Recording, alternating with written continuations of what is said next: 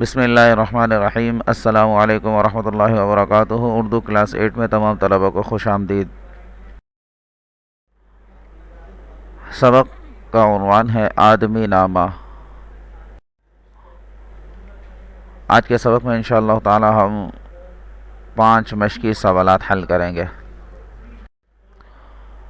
مقصد ہمارا یہ ہے کہ تفہیم کا اندازہ ہو جائے کہ ہم کس حد تک اس نظم کو سمجھ پائے ہیں۔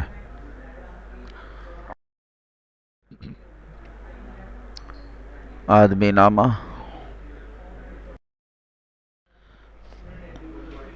مشقی سوالات کی ہیڈنگ ہے۔ سوالات دیکھ لیجئے۔ پہلا سوال ہے، زردار اور بے نوا سے شاعر کی کیا مراد ہے؟ جواب اس کا یہ ہے کہ زردار سے شاعر کی مراد مالدار اور بے نوا سے مراد غریب لوگ ہیں۔ سوال نمبر 2 ہے، پہلے اور دوسرے بند میں شاعر نے آدمی کی کون کون سی اضداد بیان کی ہے؟ اضداد ضد کی جمع ہے بمعنی الٹ، اپوزٹ۔ جواب اس کا یہ ہے کہ پہلے اور دوسرے بند میں شاعر نے درج ذیل اضداد بیان کی ہیں۔ پہلے مصرعے میں بیان کیا ہے بادشاہ ہونا، اور دوسرے میں اس کا فقیر ہونا، تیسرے میں مالدار اور غریب ہونا، چوتھے مصرعے میں مستغنی ہونا، یعنی اس کے پاس اتنا مال اور اتنی دولت ہے کہ وہ نعمتوں میں پل رہا ہے، جبکہ پانچویں مصرعے میں بیان کیا ہے اس کا منگتا ہونا، بھیک مانگنا۔ آگے دوسرے بند میں آدمی پہ جان کو وارے ہے، آدمی یعنی اس کا جان نثار ہونا بیان کیا ہے، اور آدمی کو تیغ سے مارے ہے آدمی، اس میں اس کی یہ صفت بیان کی ہے کہ وہ دوسرے کی جان کا دشمن ہے۔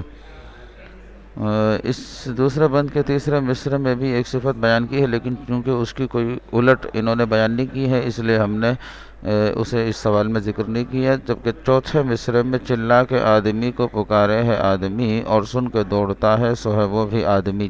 چوتھے اور پانچویں مصرعے میں انسان کا ایک افسر اور ملازم کا جو معاملہ ہے، روپ ہے، وہ اس میں بیان کیا ہے۔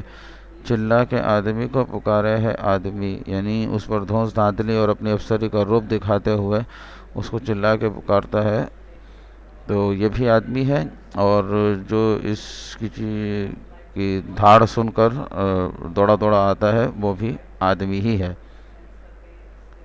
اس کا ایک اور مفہوم بھی بیان کیا گیا ہے، انشاءاللہ وہ تشریح کے دوران بیان کیا جائے گا۔ سوال نمبر 3 ہے، اور مول لے رہا ہے سو ہے وہ بھی آدمی کا کیا مطلب ہے؟ جواب اس کا یہ ہے کہ اور مول لے رہا ہے سو ہے وہ بھی آدمی کا مطلب ہے کہ مختلف قسم کی دکانوں، خانچہ فروشوں اور پتھاروں سے خریداری کرنے والا بھی آدمی ہی ہے۔ سوال نمبر 4 ہے، اس نظم کا مرکزی خیال لکھیے۔ جواب اس کا یہ ہے کہ اس نظم کا مرکزی خیال اس طرح بیان کیا جا سکتا ہے کہ انسان کے مختلف روپ اور حلیے ہیں۔ اس رنگا رنگ دنیا کے کاروبار زندگی میں انسان ہی ہے جس کی مختلف سرگرمیاں دکھائی دیتی ہیں۔ انسانوں کو اپنی تخلیق کا مقصد پورا کرنے کے لیے کہیں اور جانے کی بجائے اپنے ارد گرد موجود لوگوں سے ہی سبق سیکھنا چاہیے کہ یہ سب اونچ نیچ پیدا کرنے والے کی طرف سے ہے، اور اس اونچ نیچ کی بنا پر کسی کی اصل بدل نہیں سکتی۔ آدمی ہونے میں ہم سب برابر ہیں، بس ہمارا یہ کام ہے کہ ہر حال میں اپنے مالک کو پہچاننے والے بن جائیں۔ پانچواں سوال ہے، اس نظم کو کوئی دوسرا نام دیجیے اور یہ بتائیے کہ نظم کی کون سی قسم ہے۔ اس نظم کو روپ سروپ آدمی یا بھانت بھانت کے لوگ کا نام دیا جا سکتا ہے، اور یہ نظم کی ایک قسم ہے جسے مخمس کہا جاتا ہے۔ اس کے ساتھ ہی الحمدللہ ہمارا سبق ختم ہوا۔ ہوم ورک یہ ہے کہ یہ جو تمام سوالات آپ کو بتائے گئے ہیں ان کو اپنی کاپیوں میں لکھ لیجئے، اور بقیہ کے جو سوالات ہیں انہیں حل کرنے کی کوشش کیجیے۔